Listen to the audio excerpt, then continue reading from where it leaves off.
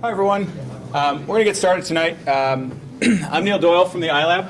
I want to welcome you to the second of the Startup Secrets seminars that we're putting on with Michael Skok hosting. Tonight's event is Startup Secrets company formation. First, I think a lot of you were here for the first event, so you might know Michael, but by way of brief introduction, Michael is a partner at Northbridge Ventures. He's the founder of a number of successful software companies with lots and lots of investment. Thanks again, and here's Michael. Thank you, Neil. So it's great to be back. For those of you who haven't been here before, I'll try to catch you up on the key subject matter. Those of you that have, we're going to use some of the teams and the learnings that we had from the first workshop, so bear that in mind. Okay, so as Neil said, we're at stage 2 of trying to put the map together around building a company for you. And this is going to be an agenda which hopefully feels very simple at one level, but I will tell you it's also challenging at another. So I'll just set that expectation up front. Some things are very scientific in starting a company, like, for example, the amount of dollars you raise. What's not so scientific is the softer issues that go behind this, such as what's the vision for the company, the culture you want for it, the people you hire, the way you team, and indeed how you make that all work. And so I'm going to tackle that tonight with a view to giving you at least some guidelines and principles for thinking about how to go about building your own company and making the most of your idea. But first of all, where does this all fit? I think a lot of people struggle to understand, the sequence of starting a company and indeed how to put it all together in the right order to make things really play out. Most of what we did last time, of course, was talk about the value proposition around your idea. And that's certainly a great starting point. I already had a question even before I started this evening, which was a good one, which is, could you start with the people and then come up with the idea? And yes is the answer. Of course you could. And indeed, we even do that in our own office. But let's assume you've got your idea. Thanks, Adam. Then the next key thing is what we are going to talk about tonight, which is how do you get the best people to work with you around building the business of that, and then to team on it. And then there's a step that we're not getting into tonight, which is really fundamental, which is obviously how do you all execute towards building on your idea and going after the vision to dominate and lead a marketplace. And the reason we're not going to talk about the execution piece is, believe me, that could be a year-long course. Having said that, it's something I'm certainly willing to get into with any of you in specific terms when we are obviously thinking about future sessions or future workshops. But we are going to talk tonight about the vision. And one of the reasons why is that it's actually extremely important to understand where you're headed. And the old classic saying is, if you don't know where you're headed, any road will get you there. The same is true when you're starting a company. It's actually extremely important to understand not only what your starting idea is, but what your vision is for where you're going to take the business. Now, I'm a big believer in lifelong learning, as some of you may know. And one of the reasons I really like doing this is to learn from you. And so I've learned from a lot of people now that there's some incredibly important things that are changing in the world of startups. There's things like the lean startup. There's this notion that if you can come up with something quickly and iterate on it, that's the way to build on it. And all of this is actually teaching me some fundamental things that I would say are helping me better understand what might be the next great way to build a company. So I decided to come up with a way to pay homage to that rather than lip service to it. And I think most of you know that from the first seminar, for those of you who are here, I'm a big believer in acronyms because I was a horrible learner at school, and the only way I could remember anything was to create an acronym out of everything. So forgive me if I create acronyms for you all the way through this. Here's the first one. And the idea around it is simple. I think the great companies do actually iterate very quickly around their idea at the beginning. And they actually try to figure out a balance between something I always said as an entrepreneur, listening and leading. So what do I mean by that? Well, in many instances, if you go to customers and you say, what do you really want? What's your need? What's your pain? As we talked about last week. They might know, and they might be able to identify it, but they probably can't identify it in any way that is anything other than in the present. So they might know, for example, they've got a problem with data backup, but they may not know that they've got a problem that is going to turn into a real issue for years to come around archiving and how they might actually manage all the different forms of data they have and where they might store those and how they might manage those in compliance and 20 other things I could think of. And why? Because customers aren't, in many instances, visionaries. Otherwise, they'd be going off doing what you're doing as entrepreneurs. So I think there's a tremendously important balance to come up with, and that is to listen to the market needs and then to lead.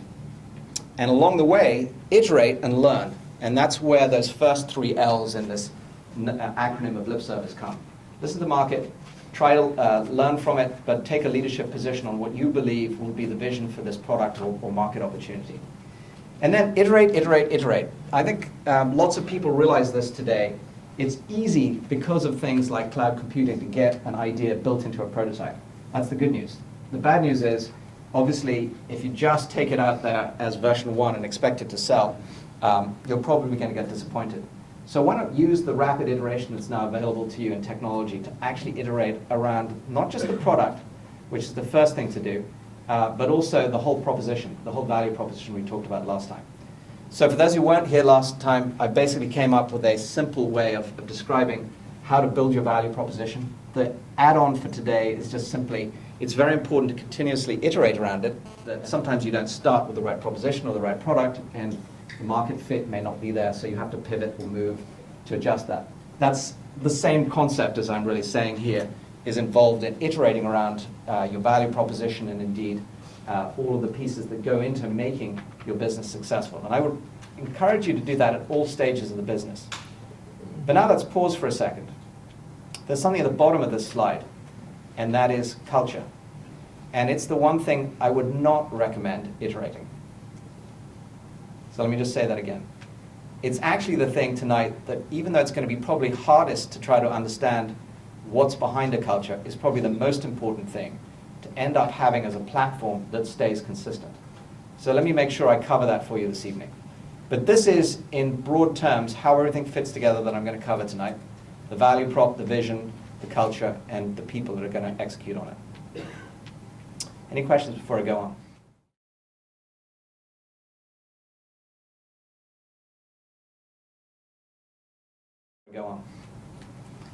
Okay, first of all, the vision. So I think I've already said that the vision is incredibly important because it's really the big picture of where you're going to take the business. And I'll tell you right off the bat, I start with this because imagine if you went to hire somebody and all you could say was, I've got this great product. And you couldn't say where it's going to be, not just tomorrow, but in a year's time, but in 5 years' time, hopefully. It'd be hard for somebody to get excited about that if there wasn't some vision about, wow, this could be the next great big thing, whatever the next great big thing is in your vision. But I hear great entrepreneurs all the time with actually very small ideas initially, who are very focused on, say, one pain point, who have huge visions, and they are able to attract and hire the best people because the vision itself is so compelling that people want to sign up for it. So think about, for example, how Google might have come along with a vision that said, hey, we're going to come up with the next great search engine. And if all they could show was, we do search and it's faster than everybody else, I'd be pretty tough to have hired people. But instead of which, I think what they were able to do was not only talk about a compelling vision about how this might become a way to index all the world's information, which was the vision at the time, but how they might leverage that into a huge number of products and services and indeed a disruptive business model. Suddenly it becomes compelling and exciting for people to get involved in. So the vision, even though it's something you might say is way out there, is actually incredibly important right at the beginning and becomes an important piece of how you establish what you are as a company. And I will give you simple 3 ideas about how you might develop your vision. First of all, how will your market evolve?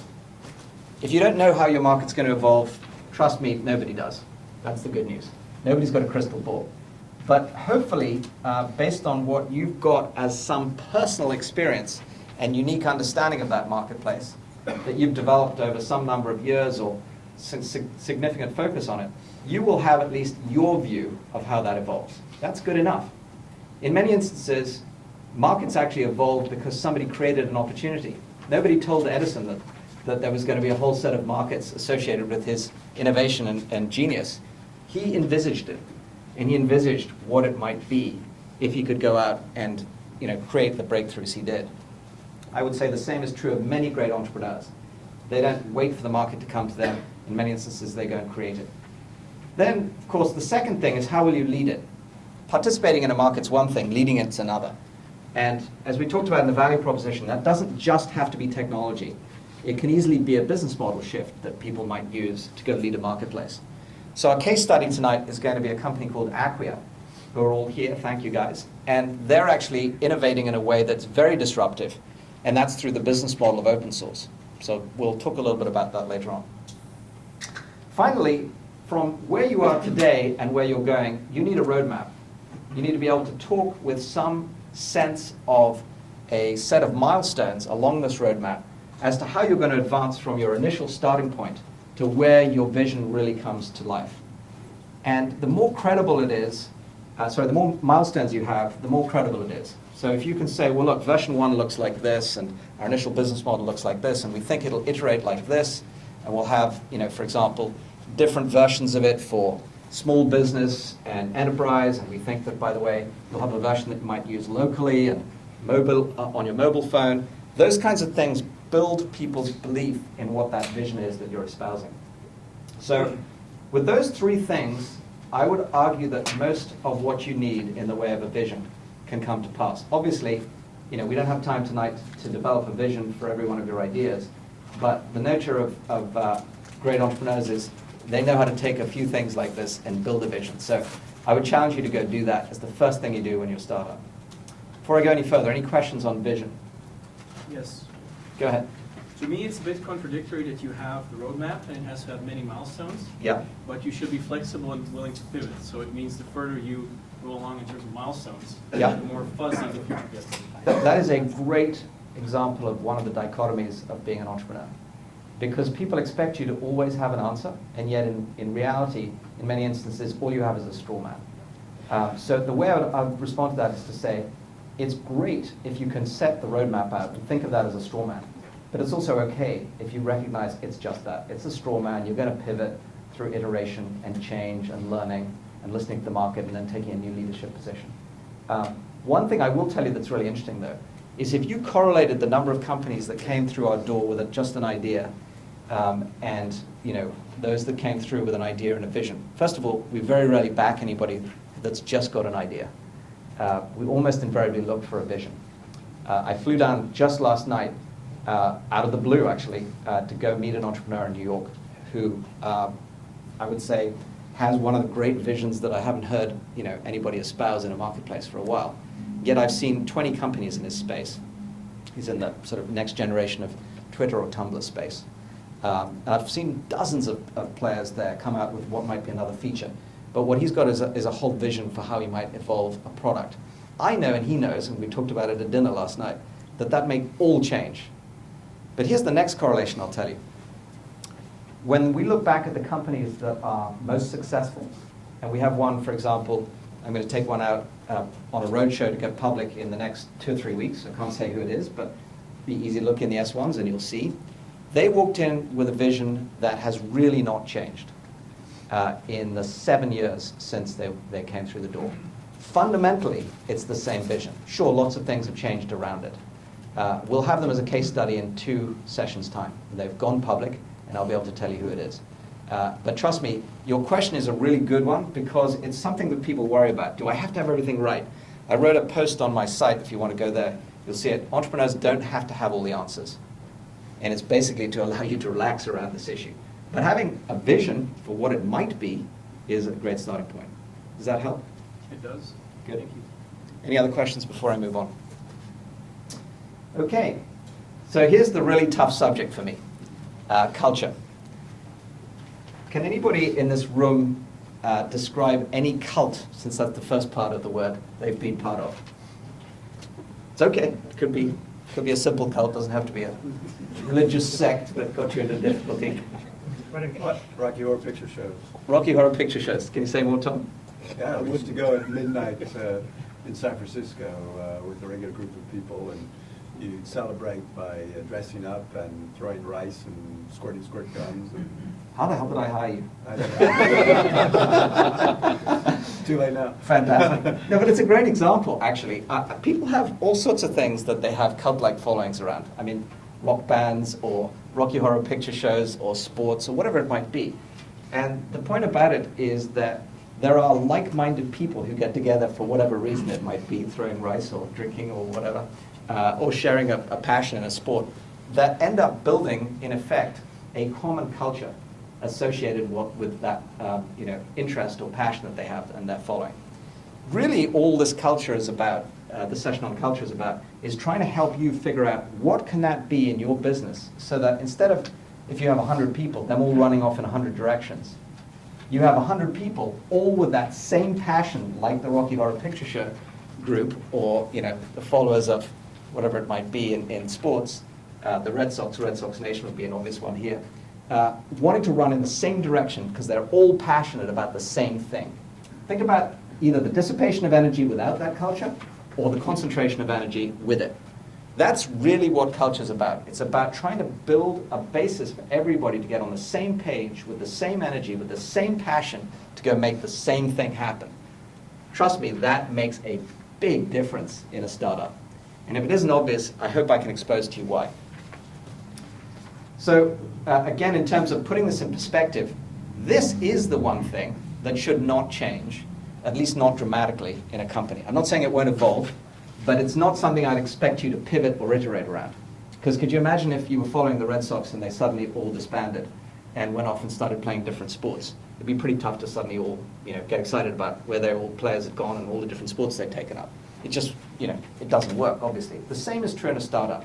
If you're really iterating your culture the whole time, you're going to struggle. People will find it difficult to understand, what's this company about? What does it stand for? How do I get conviction around it? What is it that I'm really investing my life in? And that's how I always think about this, is that even as an investor, we write a check for a company, and we're thrilled to do that, but that's money.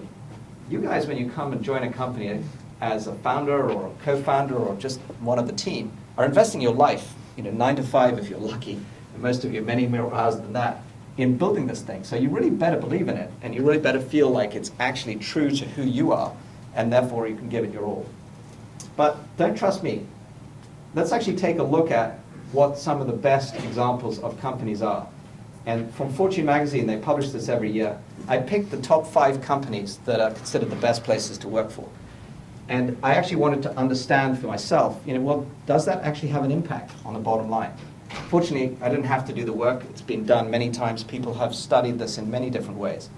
And if you go and have a look at the results, you'll find that there's some very clear measures for what companies who've got great cultures and are, where there are great places to work can produce in terms of results. And without following this, I'll just give you the simplified version of this. I'll post the real one for you. It's basically a 300% outperformance on the stock market, for example. So think about that for a second. What I'm saying is that if you can create some of the things we're talking about tonight, like a clear vision and a compelling culture that you can really be part of, it really does impact the top, the bottom, and even the fundamental worth of your business. So that's why it's so important. So how do you create a culture? Not easy. There are some things that will come out of this that are going to be entirely personal. But I'm going to start with a couple of concrete things. First of all, I would say culture is really only 2 fundamental things. And there are many ways you might double click on these. First of all, the guiding principles that you believe in. And secondly, the values that you have. So let's drill into those. The guiding principles are things you really have conviction around. And there might be simple things like, you're an ethical person, you think it's unbelievably important that you always treat customers very well and you give them great service. You'll almost hear that from any company on the planet that's successful. But here's a challenging example of where culture comes into play. Which comes first, the customer or your team? Anybody want to give me an answer? Anybody? I heard somebody say customer. Anybody want to volunteer? Go ahead. I would say the customer, because if there's no customer, there's no team. Okay. That's a great, and seems like a great answer to me. Does anybody agree with that? Raise your hands if you agree with that. Okay, good. Anybody else? I would say that the employees in the company are the internal customers. So if they are unhappy, the external customer, who is the real customer, will never be happy. So in my opinion, the internal customer, which is the employee, is very important. That's an unbelievably thoughtful answer. Anybody else agree with that? Okay, great. And the rest of you, I've obviously lost you already. The point is here, sorry, you have a question? I can also, in startup experience I do have, that if you say, if customer, go over the wall for the customer, it can lead you, it can make some very poor decisions in terms of where you invest. There are customers from hell. In fact, firing customers is something that you would have to do painfully at certain times. Well said. Well said. So here's where it becomes difficult for me to do anything other than tell you what I've learned. I've learned you're all right. There's no wrong or right here. This is going to be a choice that you will make that will define what your culture is in your company. I've seen companies who do not care about employees be extremely successful because they are maniacally focused on customer service, and they churn through employees. Not saying that's right or wrong, it's just the way they do it. I've also seen companies who take your viewpoint, who are extremely passionate about that team and put an enormous amount of energy into developing that team, and as a result, to your point, they have incredibly happy workforces. The workforce actually become not only incredibly good at handling customers, but literally the natural evangelists of the company and the product and the service. It happens to be where I lie. You know, whenever I started a company, I always said it's at least first equal, was the way I put it. Because I always wanted happy people, because I felt like it would show instantly in the customer conversations or the calls or the help desk or whatever. And generally speaking, I found happy people ended up being much more productive. And we'll talk more about that in a minute. But the point is, these are examples of questions that you should ask, and I could think of many, many others. And they really should be questions centered around what your beliefs are. And they will help you define how you will behave as an organization towards everybody from your customers and your employees to your partners, your suppliers, your shareholders like your investors, etc. And thank you for raising the point you did about firing customers. On the front end of that, I would actually say that all your stakeholders, customers, employees, partners, suppliers, shareholders, etc., are people you should choose carefully. So you don't have to fire them. If you can choose at the early stages who your investors are, choose them. Lots of people can write you a check. I mean, I'm no better an investor than the next guy because I can write you a bigger check. That doesn't mean to say I'm any better at all. You should choose carefully who you want to work with. Same with your customers. Your initial customers will be very demanding because they'll expect as a startup that you're going to be nimble around them. So choose them carefully. Ditto your partners. In your supply chain, if you end up with partners that you can't trust, that's going to be a problem. That's going to come and bite you in the backside at some point when you can't deliver on your customer promises.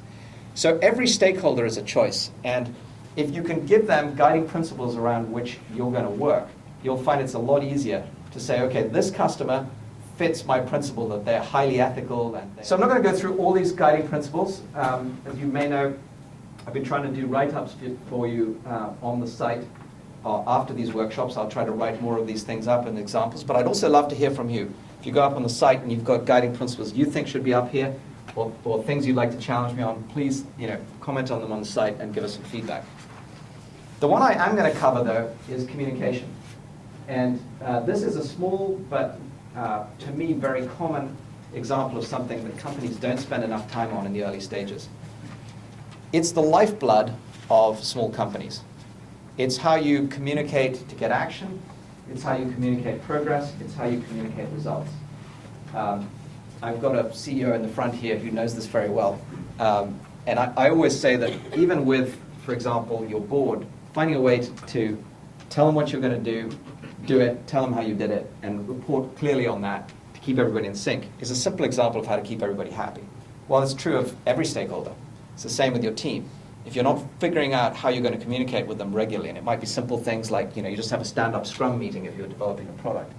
Or if it's a larger company, you have a regular stand-up meeting where you tell everybody what's going on, what you learned if you're the CEO from the customers out in the field. And I can tell you that it makes more impact in the early stages of a starting company than anything else if you over-communicate.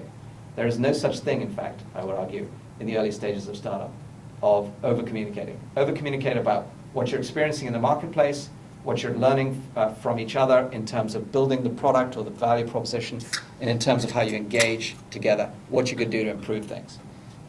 So just put a bit of humor around that. I'm a big fan of Dilbert's.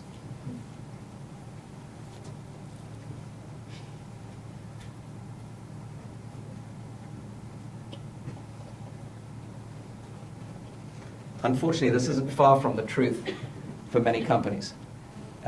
You literally do find people getting stuck in their cubes, digging in on their own thing, and finding themselves losing the ability to relate with everybody else.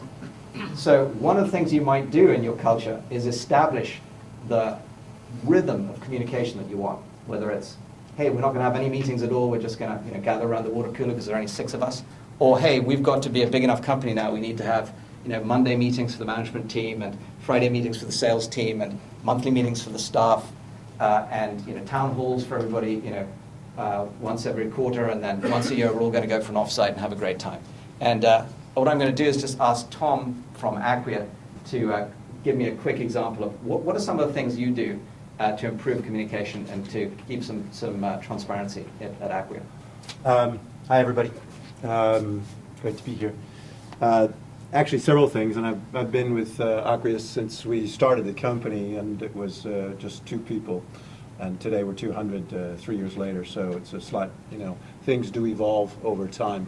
But one of the biggest things that I remember actually when Michael and I first worked together was having a monthly get-together with drinks and celebrations. And from a company perspective, it's one of our biggest things that we do is we have a company update every month. We change the themes. It's not just what's going on, but sometimes we talk about what's going wrong in the company, and sometimes we talk about what it's like to be a public company. Some days we talk about our new customers. We recently, I know I'm at Harvard Business School, and Harvard is one of our clients, but so is Stanford Business School. And we had the CIO of the Stanford Business School talk to the entire company. It was a very nice experience to talk about what it's like to be a customer so that everybody could understand in the business, hey, what does it mean to be a customer of ours? That's one of the things we do. We also like to celebrate.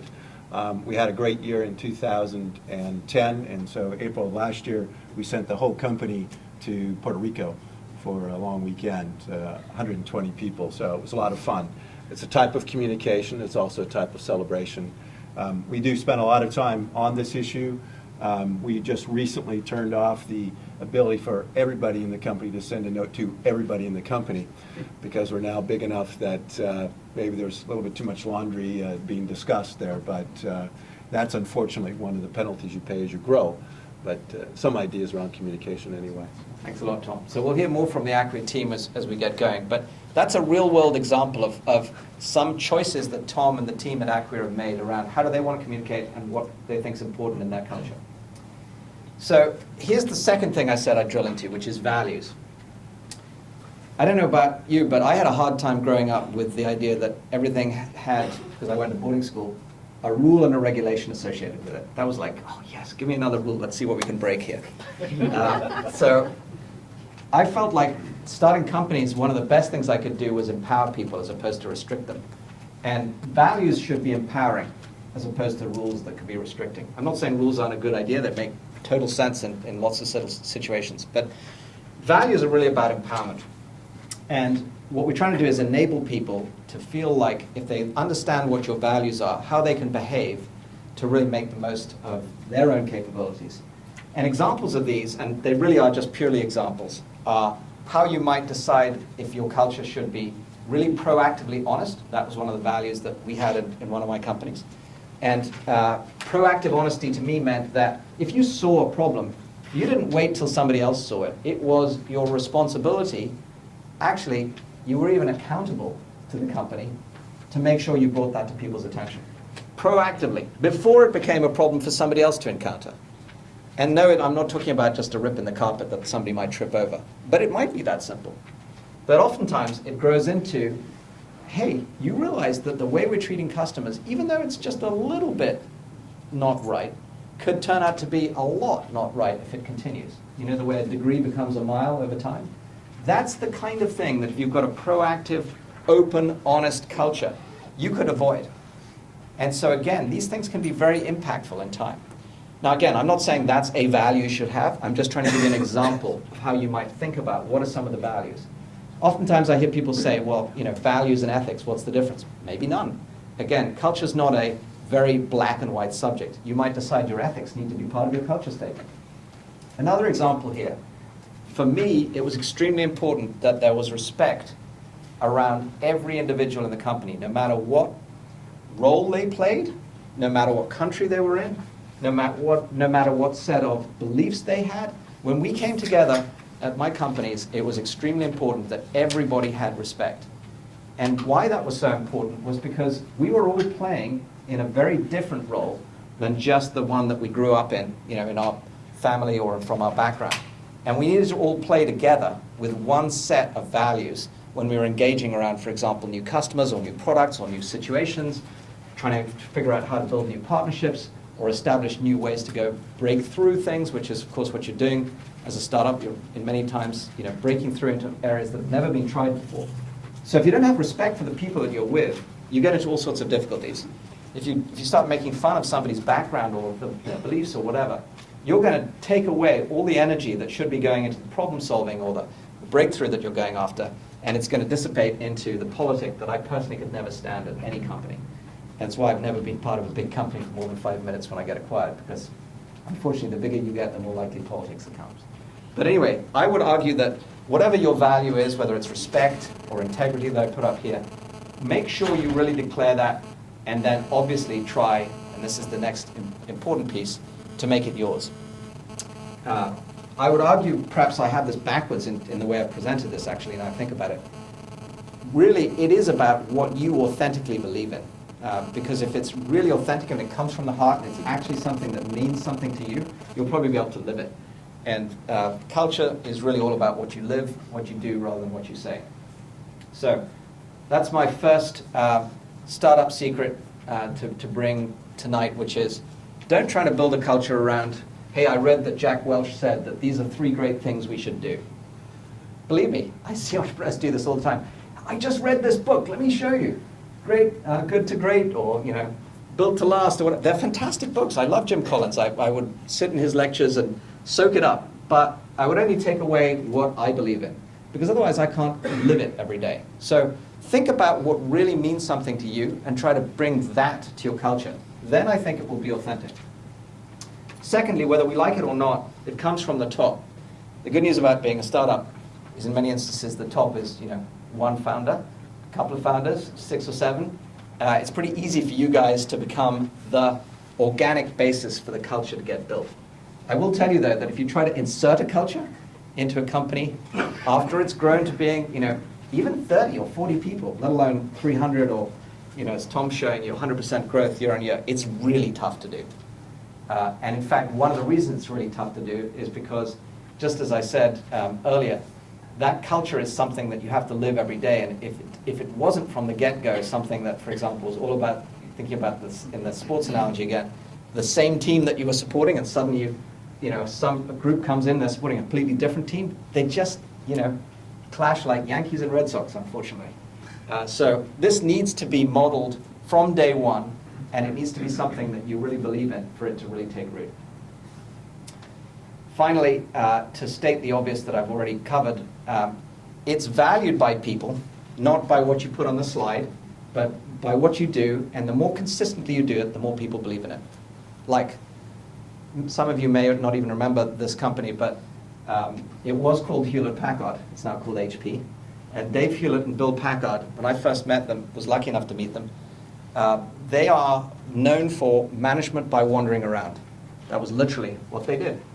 They would walk around the company to try to get to know what was going on. Even when HP, by the way, became huge. In fact, it blew my mind that we became one of the largest desktop computer customers in the world selling CAD/CAM systems. And they literally flew us from, initially I think the plotter division was in San Diego, then they'd take us to Fort Collins in Colorado, which is where the computer was made, then they'd take us to Geneva where the inkjet was made. They would fly us all the way around all of their different locations every year, at their expense too, to make sure that we understood what was going on at HP so that we could be a good partner to them. Believe me, after you've done that a couple of times, you realize that they don't just believe in the culture of management by walking around, they even bring their partners into it to get to understand how that company operates and how to work with them. And if you talk to anybody at HP, and I did, I learned to trust this by experiencing it. You could talk to somebody, whether it was in Geneva, or it was in San Diego, or it was in their Corvallis division doing calculators, and you would find that everybody knew what the culture was at HP. And they knew that you were expected to be open about your communication, that anybody could walk up to you at any time and ask what you were doing, you would share it, you'd be trusting of that, and that culture really built a phenomenal company.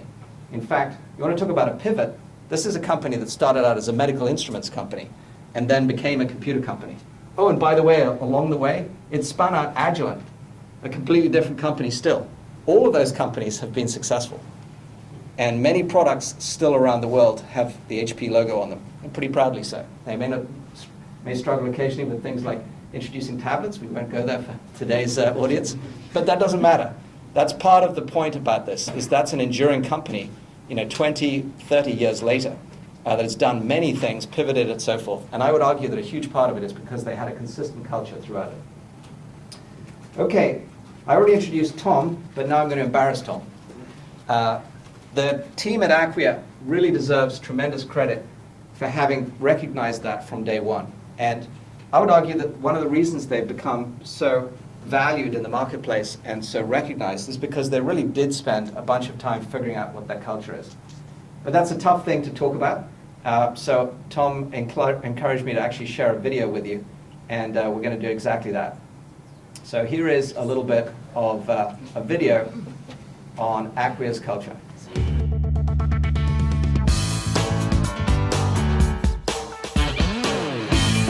Working at Acquia, it's very fast-paced, it's very entrepreneurial. It's challenging and it's a lot of fun. Working at Acquia is probably one of the greatest jobs I've ever had in my life. Acquia's founding changed my life in a pretty big way, helping to build one of the fastest growing startups in Boston.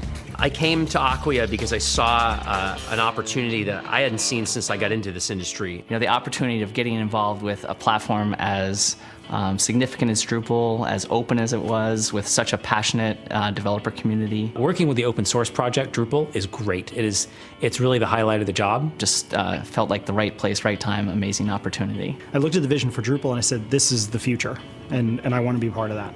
So we're hiring like crazy, and it's a real challenge. The challenge of growing is making sure that we continue to communicate, we continue to find new great people. I think the important thing when you're hiring people, though, is to look not so much for raw experience, what does the resume show, but instead look at who they are as a person. I think good people like to work with good people. Instinctive drive to accomplish something in the world, that passion and the smarts to go with it. I'm being with people that I like to be with who share those common interests, and that makes it a heck of a lot of fun.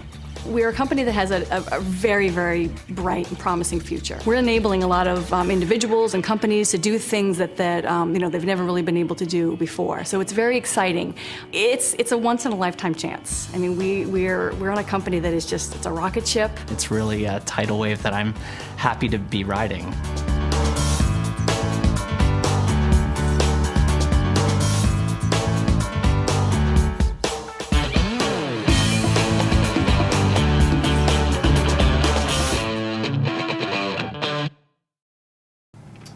Want to follow that up with anything, Tom, about Acquia's culture? That's Ron's video. Thank you, Ron.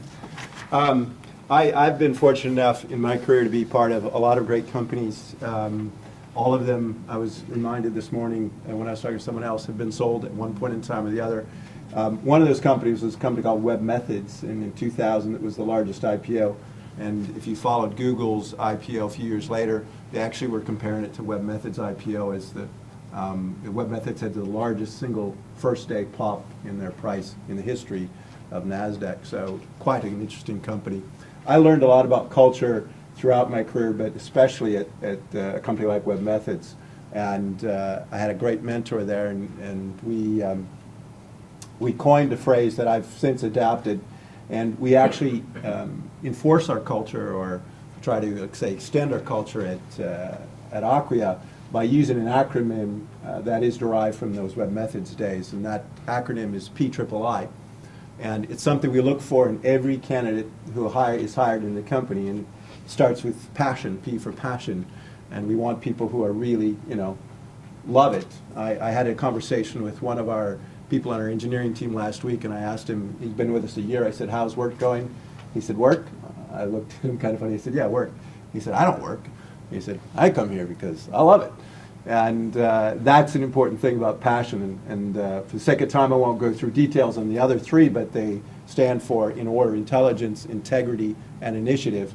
And it's about intelligence, not raw intelligence, but doing the right thing, doing the smart thing, using common sense. Integrity, because by all means, we need to do that with ourselves, with our peers, with our customers, and with our partners. And initiative, we want people who, we have another saying for that, of course, which is ask for forgiveness rather than permission. And we live that each and every day. So that's how we define culture. We use an acronym. It makes it easier, and we can talk about it as a company as a result. So. Thank you, John. So does anybody think that that might help actually get the right kind of people to your business? Show of hands if you do. Okay, I've still got some selling to do, but sounds pretty good. Okay. Good. So that is one of the reasons that we think about culture before we even think about people, because if you don't know what you want to stand for, and you don't know what you're looking for, again, you're going to find it very easy to hire the wrong people. But if you're very clear about what you stand for and what it is you're driving towards, with your vision and your values and your culture defined, then it's going to be easy to come on to this next session and figure out how to hire the right people and build a team. So with that in mind, I love Tom's PIII, and like all these sessions, it's about learning. So I learned from him when I was thinking about this deck. I really should include some of those aspects. So they're not in here yet, but you'll see me adapt and evolve this presentation to include them. Anyway, what we want to do now is figure out the importance of the team and the people piece. And I would just simply say at this point, it's easy and obvious to overlook this, but the biggest capital you have in your business is not financial, it's human. And the human capital is the engine of your business. And so any thought about what vision you have and how you might drive towards it ain't going to happen unless you've got that same group of people on the same page driving towards it with you. So how do you go about specifying, finding, hiring, developing, and indeed retraining if necessary, people? And then when things don't work out, firing people. That's a very big subject. So just to be clear, I'm not going to cover it all today. I am happy, though, to talk about the first step, which is how to hire the right people. And it starts with, you need a spec of what you're looking for. It's amazing how many times I hear people saying, oh, we've got 20 people to hire. They've written a job spec? No. Okay, well, you're going to immediately run into issues with what you think you're hiring for may not be what somebody else thinks they're hiring for. And so if you have a couple of people interviewing for that person and they're not even on the same page about what they're looking for, you're going to have a problem. So specify up front, even if it's not something fancy in the way of a job spec, in black and white, what it is that you're looking for. And we'll talk more about how you might specify it in a moment. How you find them is a whole subject into itself too, but I would just say the best thing I've seen in small companies is referrals. In fact, do you have a bounty on referrals? $5,000. Okay, so clearly we value that at Acquia. We're willing to pay people $5,000 for any referral when we hire them. Why? Because that value is going to come back to us over and over again. I hear some people say, well, you're saving a recruitment fee. Yeah, that's part of it. But it's really not the real reason, right? And the real reason is great people hire great people. And if you've already hired the right starting point, what better way than to trust them to find the next people that they would trust to work with? Then, to focus on hiring, I'm going to talk a lot about this. It's probably the most important single thing you can do, and we'll talk about who owns that in a moment. The next piece, though, of developing, coaching, and mentoring, again, big subject, I'd simply say this, which is people come to work at companies not to stay stagnant, but to learn. And I wouldn't hire anybody if they couldn't answer this question, which is, what do you want to learn? It's a great question to put in your tool bag. If somebody looks at you blankly, it's probably not a great fit for a startup, because you're going to have to learn a lot in a startup. After all, you're going to be doing things, if you're going to be making breakthroughs that have never been done before. So you're going to have to learn continuously to figure out what it is that you're going to bring to market or how you're going to deliver that. Secondly, or rather, finally, the retraining piece, which is, if you are going to be one of those companies that, as I said, using that acronym of pays lip service to this, who's constantly listening, learning, leading, and innovating and pivoting, then you're going to have a lot of people who are going to have to move with you, and they're going to have to get retrained with you in some instances. They might need new skills along the way. They might need new ways of approaching problems and so forth. So it's not just about hire them and bring them on board and train them in the particular job. It's about oftentimes retraining them as you evolve the company and as you pivot. And expect to do that, because if you don't, you're again not using the biggest piece of capital that you've got invested in the business, your human capital. And finally, the bottom line here is when things don't work out, do not wait to fire somebody. You are doing them a favor. Even though that is the hardest thing I've ever had to do and will probably still ever have to do, is to fire somebody. Why? Two reasons. Number one, If they're not a fit, you're helping them get to the next place where they should be a fit. Number two, the rest of your team needs to be able to get on with their lives where they are all fitting together. They do not need somebody dragging them back and holding them back in some way. And I will tell you the biggest lesson I've learned, and you'll hear it from many executives, is we usually wait too long. I'll very, very, very rarely, I can't think of when I've heard it actually, hear an executive say, I fired that guy too soon. It's just amazing. I can't think of an example actually. Tom? Well, how do you ever know? You never know. You It's, never that's, know, but no, that's never happened. it's very rare. So, hard but true. And in the end, I would say that back to the culture, there are ways to let people go that can be very, very well handled. For example, figuring out how you might help them through your network get their next job placement. Or give them a reference and recognize that they may have been great in this situation, that your situation just evolved and now they're just not a fit. Doesn't mean to say they're an invalidated person. They're still a very valid person, just not for this situation with this role. And obviously, if you can, as your company becomes larger, try to find them another role in your company first. That's one of the best things you can do for them. But the bottom line is, you should treat people with that same respect and integrity that you started out with. And guess what? They should be your best reference when they go out into the world and say, you know, it didn't work out for me at company XYZ, but I'd work there again in a heartbeat if there was a fit for me. That's a sign that you handled it well. Okay, so who's responsible for this? Tom and I had a little chat about this, and I told him that when we first met and he wanted to be CEO, I said, that's great, but I think you should be CTO.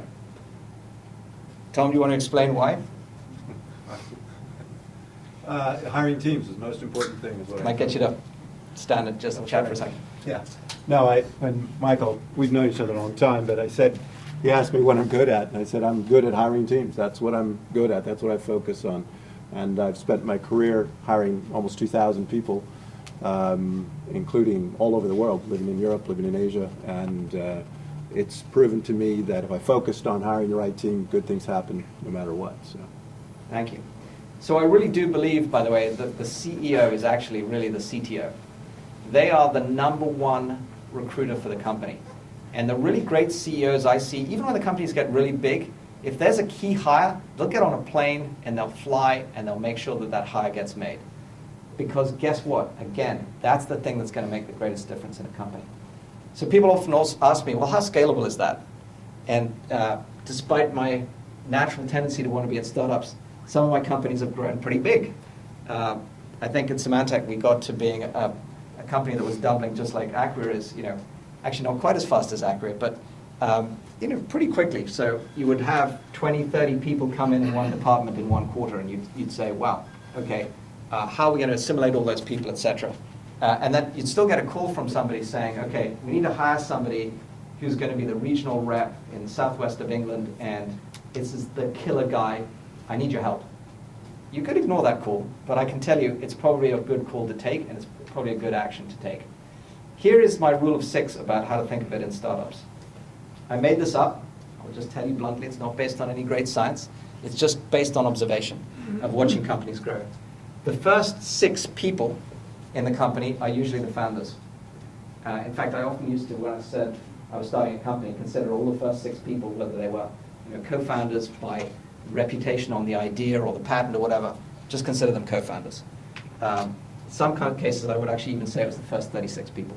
So you will see some people who worked with me have that title, even though they joined as employee 20. Because the first 6 people, they're almost always just going to get along, communicate around a water cooler. There's no big deal about figuring out what you're doing. Communication flows very easily. Multiply it by 6, you need an exec team if you're going to grow. That next multiple of 6 requires management. In fact, we just went through it, right? How many people are we now? About that 216. There you go. Pure coincidence. But the reality is, if you don't have an executive team that knows how to hire the next great group of people and understands what their role is in things like continuing the culture and getting the communication right and so forth, it's going to be very tough to scale a business. Here's the next little secret I saw, is that one of the first companies I was involved with did not hire at that point the right management team, the next layer of people, the people who are actually, for example, running things like quality assurance or service and support. And they didn't scale at all successfully through 1,000 people. In fact, that company struggled hugely to get to the 1,000 people and had a lot of staff turnover. By contrast, the next company I was involved with did a great job of training and developing from within the rising stars who wanted to become the next generation of leaders. They put a leadership program in place. They encouraged people who wanted to step forward and take that role to step up, and it was hugely successful. In fact, the company scaled to 1,000 people without even blinking about it, went public, and was a very successful investment in the whole stakeholders sense. So that's my rule of 6. My view is the first 6, therefore, are incredibly important. And the next 36 are just as important because they're rapidly going to come the people that turn us into that sort of what I would call critical mass. And finally, if you're going to really scale big, think about how you're developing your talent internally so that you can actually get that scale without losing the culture and so forth. Okay, hiring. Everybody always thinks hiring's easy. Oh yeah, I've got a job spec. I just need to go down the checklist. You know, if somebody needs to know Java, they need to know perhaps PHP, and if they've got some experience around installation and whatever it might be. We've got the checklist. We're done. I wish that was true. It turns out to be probably one of the least important things. And I categorize all of that as what in this acronym is EKS, experience, knowledge, and skills. What experience somebody had is important. Clearly, it helps if you've got experience in the area that you're hiring for. If they've got knowledge of it, that's great too. You're not going to have to teach them it from scratch. If they've got skills in it, so much the better. But the amazing thing is I hear people say, "God, that person's wicked smart. You've got to have them on board." Maybe, maybe not. What if they don't fit? What if they don't get along with the people that they're going to go work with? What if their cultural style is totally different? If their ethics are totally different? If they don't believe the customer is important? If they don't think communication matters? If they're really not that respectful? If actually they're pretty basically difficult to work with? I don't care how smart they are. I would never hire them. And so I tried to actually come up with something that would help you understand what that is. And over the years, I developed something I called CQ. And that's cultural quality of fit. You've probably heard of EQ. I don't use EQ because some people research that and they say that EQ or emotional intelligence is important, but it doesn't necessarily impact job performance. I might argue with that. But I don't think you can argue with the following, which is that CQ is a whole definition, just like Tom said with his ideals of PIII, that Acquia is very clear about they're looking for passionate people with integrity, with initiative. What was the third one? Intelligence. And with intelligence. So that piece is in there, but he wants those other 3 attributes too. So to me, if you can't get this cultural fit, you're going to have a problem. So I'm going to call on, if I may, Chris, who runs our engineering at Acquia, to talk a little bit about this, because you have this problem all day long, I'm sure. Yeah, so hi, I'm Chris. I'm still surfing the tidal wave. Yeah, so when we build the engineering team, I think one of the things that we're looking for besides the PIII is that they can work really well on a team, and that involves not having an ego, being passionate about the customers and the product over themselves. That's really important. And the other thing is that we want to make sure that they just haven't followed a single track in their lives, that they've done a lot of different things, because they're just trying to build up their experiences in whatever way it is, whether it's a side project. I think that's kind of one of the key things I always ask is, what have you done outside of the curriculum? What have you done outside of your work? Because if you're not doing anything outside interesting in it, then you're probably just a 9-to-5 or a one-dimensional person and maybe not going to add a lot. And then the other thing is that they're competitive and really driving for something beyond just day-to-day success. And then so we organize, in terms of engineering, we organize everybody into sprints. We follow an agile process, and so which helps everybody align with what their goal is going to be in 3 weeks' time. So spend a half day planning, really intense understanding what the dependencies of making sure that that success is achievable, and then executing on that success daily with daily stand-ups, et cetera. And then also cross-functionally between engineering and marketing and all the different groups of Acquia, we do something called the Goal Development Plan, which we come up with the strategic most important goals for the company to achieve over the next year, looking at a 3-year vision and backing up into what's achievable in the next year to get to those 3-year goals. And we come up with cross-functional owners for those different goals and meet as a team monthly to track a various list of action items and metrics and actuals against those goals every month. So it helps cross-functional teams achieve things that are necessary to achieve our ultimate 3-year success. Thank you. By the way, how was our first interview? That was brutal. It was I wanted great. to give you a chance to finally say that in public. He's told me this for years. Yeah, no, it was tough, and but it was great. It made me think in different ways, and I came to Acquia to grow, so it was awesome. Thanks for coming on, despite the interview. He's been telling me for years it was a tough interview. I needed to let him get it out in public. Anyway, one of the things that I would advocate, thanks to people like Chris, is the learning that I've gained from this, which is if you're going to get people involved in an interview, it can be easy to ask the specific questions about what role they're going to fulfill and go down that checklist again. But I would advocate you should always ask your team 2 questions at the end of the interview process. Let's say you've got 2 or 3 people involved. This is easy. Sometimes you get companies that will say, we want 12 people on an interview team. And that may be appropriate, by the way, for certain cultures or roles, etc. Even then, I would say this applies. Number 1, is each hire additive or dilutive? Just think about that for a second. Are they bringing capabilities or qualities or smarts, experience, knowledge, skills that is additive to this team? Or in net, when you put them in this team, are you actually going to be diluted a little bit? If it's dilutive, it's probably not the right hire. Secondly, on the cultural front, on the CQ fit, is each hire multiplying or dividing the culture? Multiplying is great because they're going to reinforce everything. Dividing is going to take your team and pull it apart. And people pretty instinctively know the answer to these things.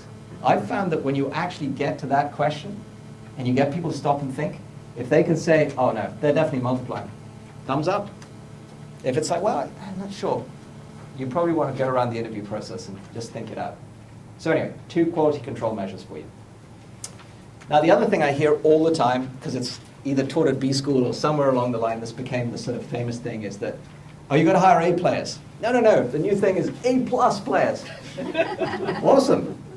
So what does that really mean, and how can you apply it in practice? I wanted to make something very practical for you to think about. And so again, using the idea of mnemonics, here are my 3 A's and 3 pluses. First of all, I would argue that aptitude is often more important than the experience, knowledge, and skills. Because if somebody has a real aptitude to learn something, i.e. they're a quick study and they can quickly get to grips with things, guess what? When you change directions and there's something new for them to learn, all the experience, knowledge, and skills that don't apply, doesn't matter. But if they've got great aptitude for learning, you're probably in a great spot. Secondly, ability. Obviously it helps if they've proven they've got an ability in something. And thirdly, if they've got an attitude which is leaning forward, really engaging and desirous of becoming a key part of your team, isn't that a little better than, really not that sure, I don't think this is for me, I don't quite know, I'm really smart, I don't think I need you. Okay, I think I'm done with that one. So you get where I'm going with this. There are lots of ways, though, that amazingly I watch people in interviews skip right over these things. And so my definition for A players is literally aptitude, ability, and attitude. First off, if they don't have this, I don't bother going down the checklist because I know it's not going to be a fit. In the middle, the plus, since everybody wants the plus in Google now, you're going to get it from me too. There are 3 pluses here too. Number 1 is, are they authentic? Because if the person is giving you a great sell, and believe me, when you hire salespeople, that's what they do. They should be really good at selling, so they can sell whoever they want to be.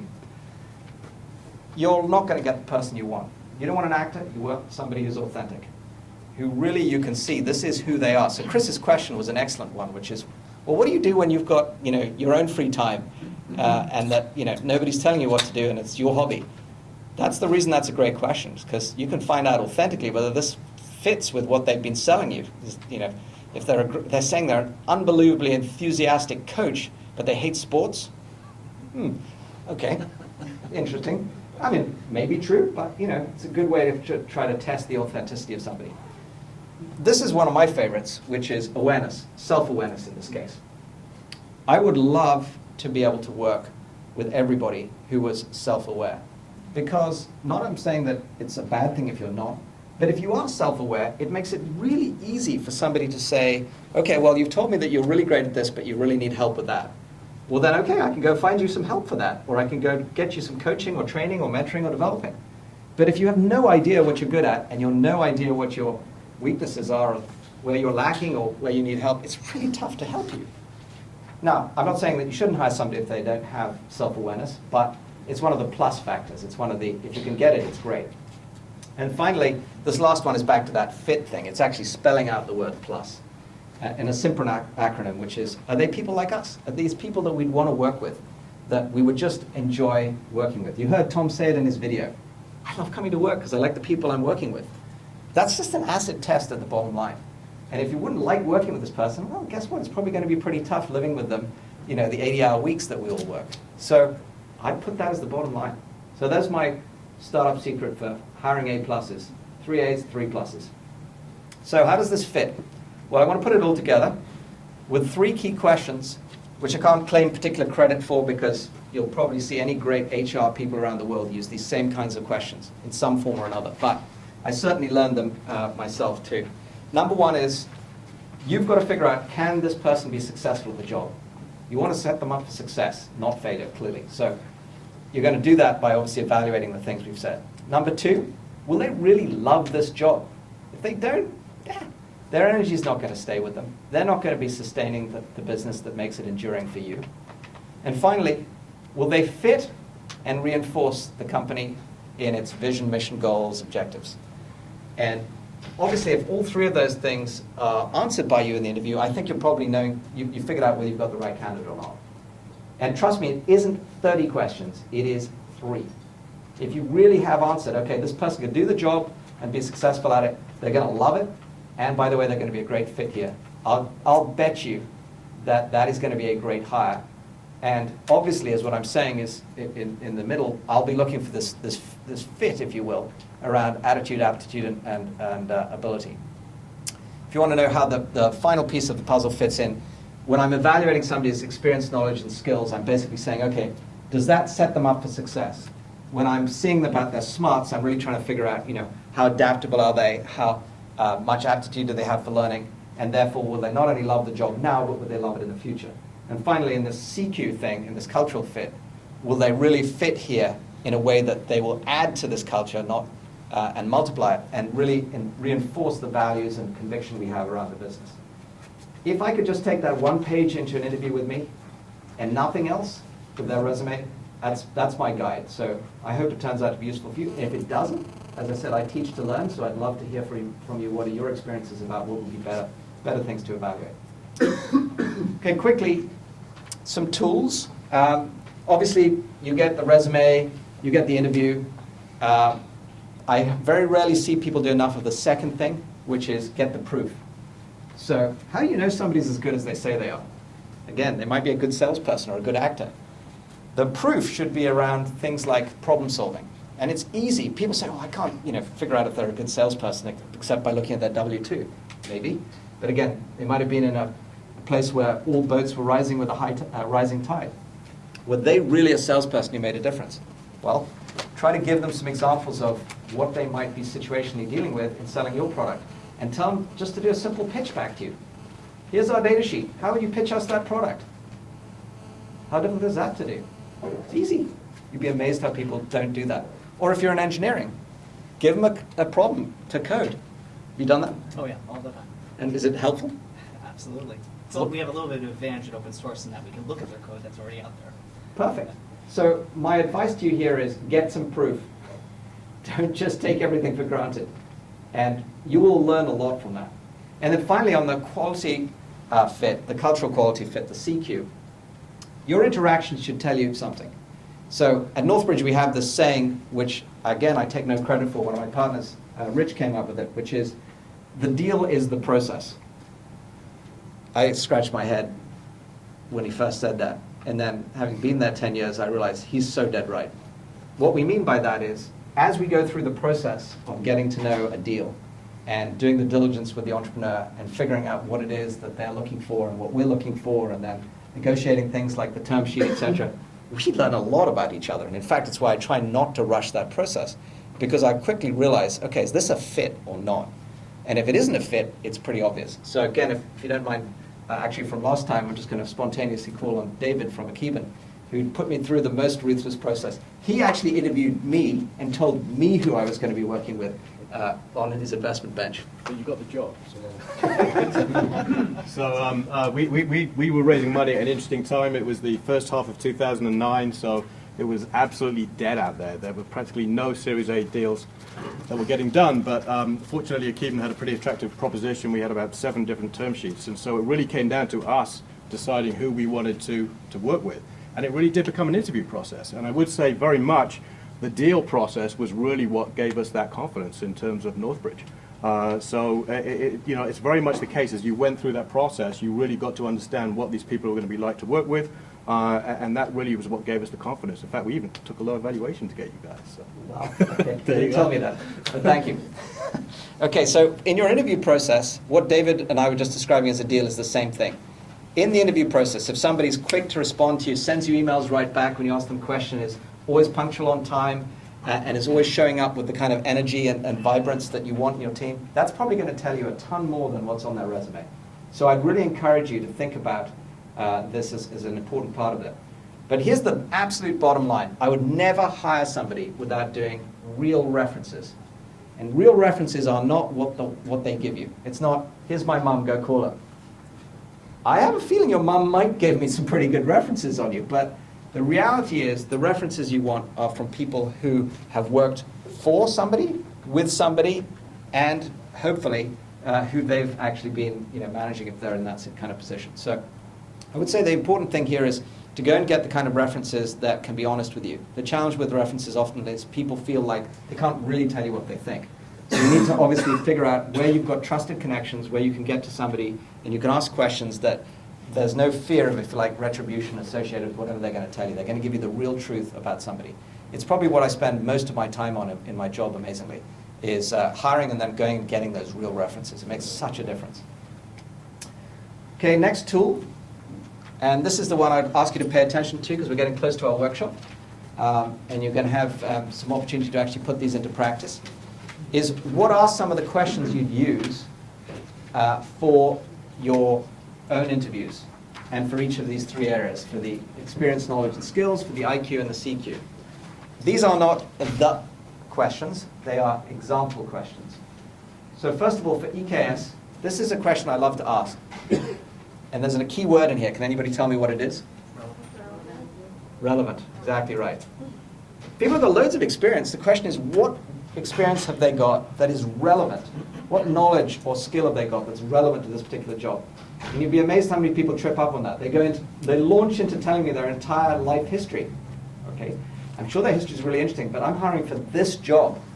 What have you got in the way of experience, knowledge, and skills that's relevant to this job? Secondly, this is a favorite one for me too, which is, rather than tell me how smart you are, just tell me about a situation or a problem that you've solved that is your favorite. It's your favorite example of what is it that you did that you're just incredibly proud of that shows off who you are. Most people will light up at that point because there's usually something that they're excited about they did, and if they didn't, well, that tells you something too.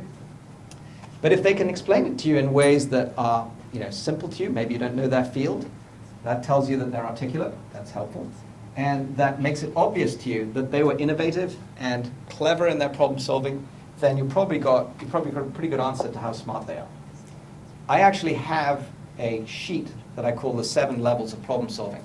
And if we get another opportunity, I'll do a lecture on it even here because it's fascinating. It's all about how people solve problems and what level they get to.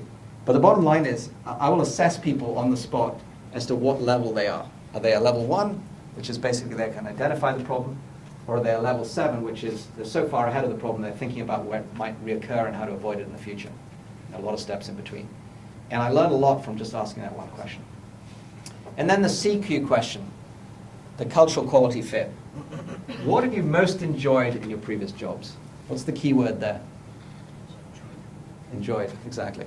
Yeah. What have you most enjoyed? What was it that you were really excited about, that you just had a great time doing? Maybe the answer is it was going off, partying with the team at Acquia.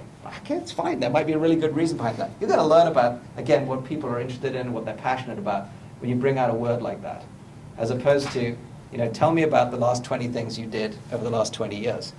It's not really going to get you to the cultural fit you're looking for. So I'm not saying these are the questions, I'm just saying these are example questions. And I think if you told me I had only 3 questions to ask, those would be the 3 questions I'd ask. And by the way, in a lot of interviews, those are the only 3 questions I ask, because I should be listening more than talking. In fact, ideally, I'd listen for 98% of the interview. And that's obviously the other trick. Now, sometimes I only get a chance to ask 1 question. I meet somebody literally, on the road. This is my only question if I have only 1 question. What are you passionate about?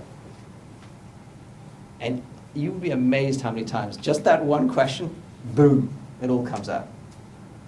All the things about what they love doing, what they're good at, and what indeed makes them a great fit or not. Here's my personal conviction around this. People who are passionate about what they do tend to take pride in their job. The results and the rewards all follow from that. If you're not passionate about anything, okay, there may be a reason for that. Maybe we could figure out what that is. But it sure helps if you know.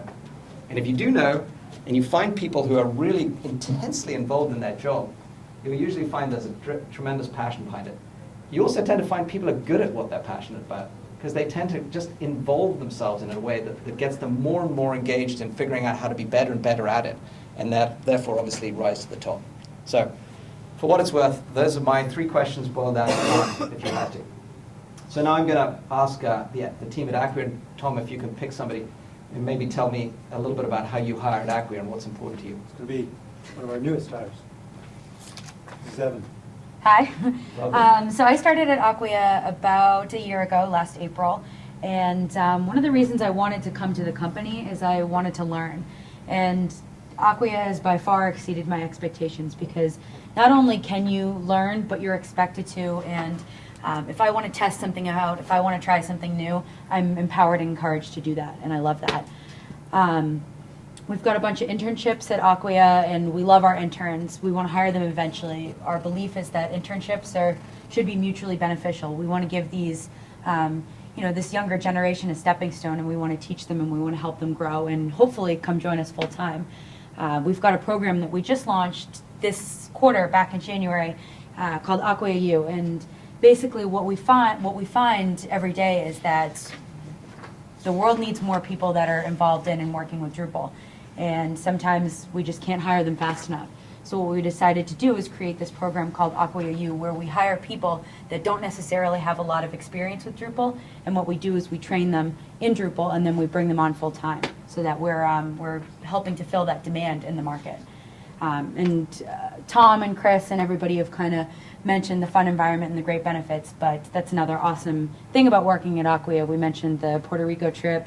Tom mentioned our monthly happy hours, and we've got great benefits too. The company really takes care of us, and we love that. We have a take it as you need it vacation policy and great benefits, so it's all good. Thank you. So every company is going to come up with their own way of doing this, of hiring and putting out their benefits and so forth. I would say the important thing is that you should be, again, very crisp about what it is you're looking for, and what it is that when you get that, you're going to reward. So on to the last section. Now, I'll be quite brief on this, because we're just about coming up on time for you to get on your workshop in the next 5 minutes, and that is team. Teaming is really part of what it takes to make a bunch of individuals come together to execute successfully. And how I would put this is as simple as follows, which if you can get everybody, for their own reasons, not your reasons, but their reasons, because they've joined this company out of their excitement for it, to get behind the same vision, mission, goals, objectives, etc. And imagine that that passion is around the things we've been hearing about, learning for their own reasons, growing, getting their own experiences, having fun. And imagine that everybody's pulling in the same direction as a team now, because they're self-aware, so they're supporting each other. They're figuring out, okay, that person's good here, and they're weak here, and I'm good there, I can complement them. Then imagine what's possible. I would argue that everything's possible at that point. And that's why teaming is so important. It's not what Dilbert might have you believe. So, but believe me, I see this a lot in companies. In fact, there's a simple question I ask good execs which is, do they know the difference between ownership and responsibility and accountability? You'll often say, well, everybody owns this problem, meaning keeping customers happy. Okay. And everybody's responsible for that? Yeah, everybody's responsible for that. Oh, who's accountable in the company for a customer being successful? There should only be one person for that. Those of you who read Jobs' book, they have their own definition of that inside Apple. But it doesn't matter. The point is, in order for teams to be successful, you ultimately also have to have people understanding how they interrelate and work together. Simple sense of that for me is, I started with self-awareness earlier. If you don't know what your strengths and weaknesses are, it's very hard to team because you don't know where to go to look for support. But if you know you're good at something and somebody else is needing help in that area, great. That's a great teaming opportunity right there. The other three qualities I always look for are openness in a team, because if everybody's so closed in and they don't want to share stuff, it's going to be very tough. If they're very open and willing to engage and easily, for example, admit that they're wrong, as I'm frequently pointed out by my entrepreneurs how little I know and what I need to learn, then guess what? You probably have somebody who's going to be helpful in a team. And giving and receiving constructive feedback is probably the hardest part about it. What you're looking for is a way to actually help people constructively engage when there are problems or when you see issues with other people, and find ways to help them understand what the problem is, not in a way that is just, here it is, but what can you do about it? How can you learn from it? How can they support you to learn from it and move on and become more successful as a team? So my startup secret here is maybe an obvious one, but I'm going to split it down at one level. And I think you'll have heard people say this. Building a great company is not a sprint. It's really a marathon. In fact, let me be specific about it. On average, it takes 7 to 8 years to build a successful outcome in a startup company. Not my numbers. These are numbers straight out of things like the National Venture Capital Association, but our portfolio mirrors it too. In fact, it went up to 9 years when the bubble burst and we had a very tough decade starting in 2001. So you better be ready for that marathon. And here's where the team plays in, and this is my secret. I love this term secret. It's like I'm telling the world this thing and it's supposed to be a secret. It's just a catchphrase Harvard came up with to their credit to market the thing. But the point is, what I've learned is if you really work as a team, then what you'll see good teams do is they'll break that marathon down into a whole series of relays. And they'll find ways to hand off to each other so that it doesn't feel like just a 9-year marathon. It feels like, hey, you've got a sprint to get that product out, and then the next one, and then the next one. And by the way, you hand off to the team that's actually going to go create the product marketing literature to it, and they hand off to the people who are going to go sell it, and they hand off to the people who are going to support it, and they hand off to the people who are going to go upsell it, and the next thing you know, you're building a company. And it didn't feel that hard because actually you've got some really interesting and exciting smaller sprints within that are making up your relay that makes up ultimately your marathon. So if you could find a way to do that in terms of the way you both build your team and indeed you execute on your plans, I think you'll find it's actually, your time in startups goes really quickly. And suddenly what seemed like a 7-year long stretch becomes what I'm about to see in the next month, which is an IPO and people going, wow, that was a 7-year overnight success. It's just the way it plays out. So again, results of this are very obvious when you go look at benchmarks. If you see, for example, the top 5 again that I was talking about earlier, you'll see that in fact turnover is down by 50% for companies that have great environments, that have great teaming. So I don't know who knows this at Acquia, but maybe you could share it with me again. I asked you the other day, what is our turnover rate, for example? Voluntary turnover rate? Yeah. Practically 0. So there you go. And practically 0 was the answer. And something's got to be going right when you hear that. And trust me, it's one of the first questions I ask as a board member if I feel some vibe when I'm walking around a company is, have you got high turnover? And if you do, obviously you're probably not teaming well, you're not probably figuring out how to develop your people. It's a real big red flag for me if companies have high turnover. I think we actually covered this, Chris, but if you want to add anything to it about the way you build teams, is there anything you needed to cover? Geez. I'm trying to think of other things. Yeah. I think one of the other key things is, one of the other key things is, we're all going to go into like 3-week battles or longer battles together, and I think one of the other key things that we want to make sure is, is this person that you're going to be adding to the team going to be somebody that you're going to trust to cover your back in a really difficult situation? And we always ask that of the team members that are interviewing each other. And Great question. You know, if you don't trust them viscerally at that level, whether it's cultural fit or capability or something like that, then that's a key sign. Great question. Thank you. Very helpful. Okay. Yeah. I just want to throw one more thing on this question. Just a question back to all of you guys. How many here actually have an open rec, an open position that they're hiring for right now? Okay, the guys in Acquia. Right, fair enough. How many people are looking for a co-founder for their company? Okay. How many people are looking for mentors? Anybody? Everyone should be raising their hands. How many people are looking for investors? Actually, okay, we'll talk about this later. The point here is that everything that Michael said about hiring and everything that the guys from Acquia said about teams, it doesn't apply just to your employees. Just to the developer I'm going to hire when I figure out what my company is, and I get some funding, and I find a few customers, and I get out of school. It actually applies to all the people who you're going to start surrounding around the company. You, in a sense, will hire your mentors. You will choose people that will work with you and help support you.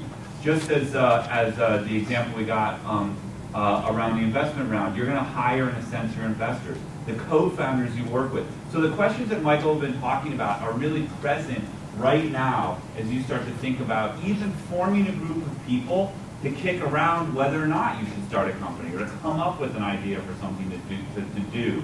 These principles apply in those situations as well. Very, very good advice. Thank you, Adam. And summarize it by saying, choose all your stakeholders. So whether that's your customers, employees, partners, or as Adam said, mentors, or investors, or board members, apply these same techniques to them because it's all just as important. So I try to bring this to life by saying, well, so how do you, personify a culture? I had a hard time when I first moved to America because I had such a different culture, and even my wife today will tell me that my accent can sound like occasionally I know what I'm talking about when I don't. Or things like I have this incredibly passionate interest in something and it convinces people that it's right, and again, it's not. So I learned that in this situation of starting a company, I needed to come up with something that would actually physically bring culture to life. So in the company I started out there, every employee we hired, and I mean every single employee, even when we got to 300 people, went through orientation. And every executive in the company that was present, if we weren't out in the field, was expected to be at orientation every Monday when we were hiring people, or once a month if it was a slow month, and go through that orientation and help people get there. And at the end of it, sometimes we found people didn't actually fit, even despite all the great hiring, and they would leave. And we were okay with that. But if you decided to say, you physically signed your name on the wall saying you were up for building this company. So it was a physical manifestation of it. And so here are a few pictures of people doing that. The wall got pretty crowded initially. You can imagine people trying to find space until we spread out to another wall, and then eventually around the corner, and up and down the building. But by the way, when we moved building, everybody's number one concern was, who's moving the wall? That was how important the culture became at the company. And to me, that meant something. It meant that people really cared about the company and about building it right. And I hope that you'll find a way from what we've talked about today to get your culture with that same kind of conviction. Yes.